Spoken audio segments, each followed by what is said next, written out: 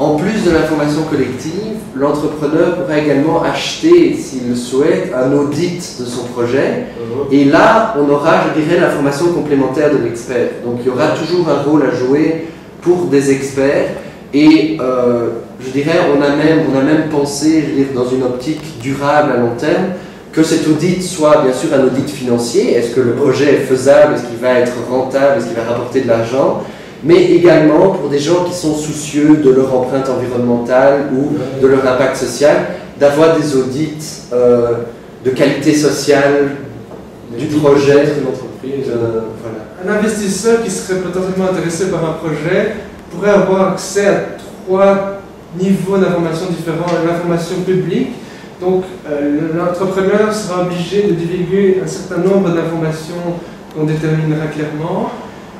Et là qui sera gratuite et publique.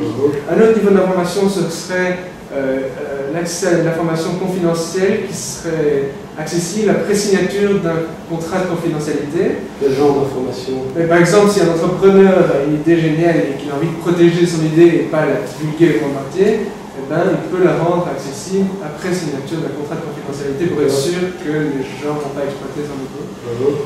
Et puis un autre niveau d'information, ce serait, comme Thierry a dit, de l'information payante, où on aurait l'entrepreneur qui commanderait un audit préalable de son projet auprès d'une boîte d'audit quelconque, et qui ensuite vendrait cette information aux investisseurs qui seraient intéressés et qui décident ou pas de payer selon leur aversion au risque ou pas.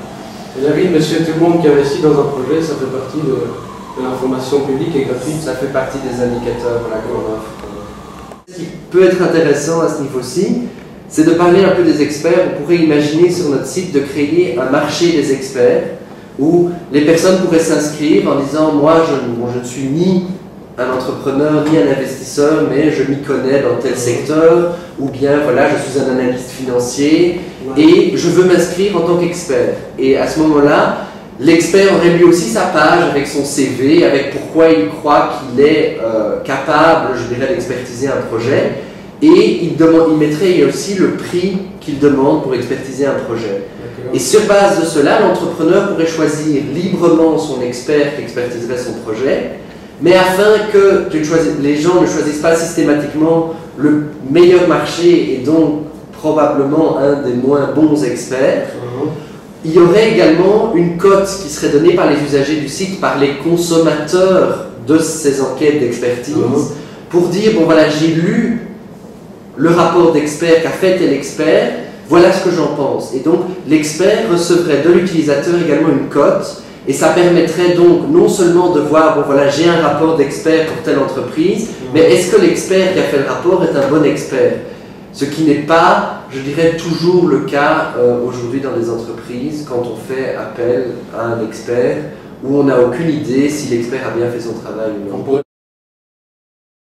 Une fois que l'investisseur s'est décidé pour un projet, il aura 2 moyens d'investir, 2 types de contrats, et donc qui sont les contrats basiques d'investissement. Soit il achète une action, soit il achète une obligation.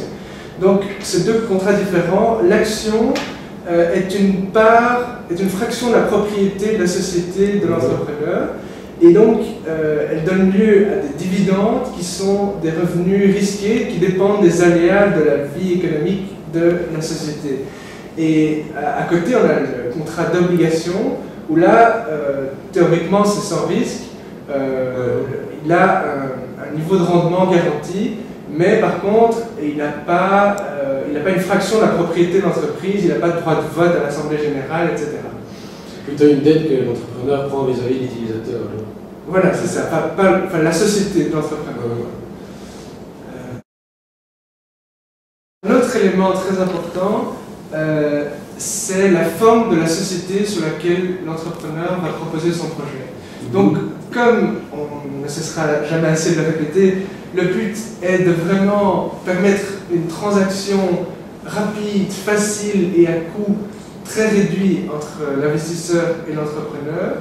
Le but est de permettre que toutes les transactions juridiques, si tu veux, se passent le plus facilement possible. C'est-à-dire, on va chercher une forme institutionnelle de société qui permette de faire des augmentations de capital Donc quand quelqu'un veut acheter une action, ça se fera via l'augmentation du capital de la société, ou bien souscrire une obligation.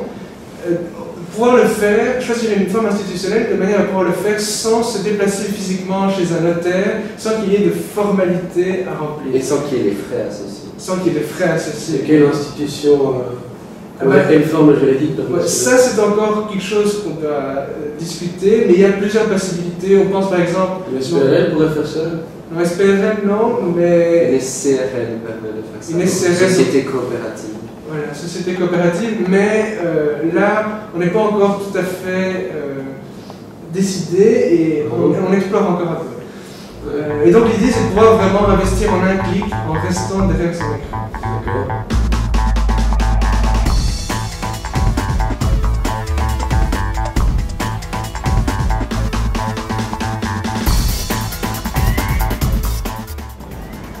Bonjour, j'ai entendu parler d'un projet Finego.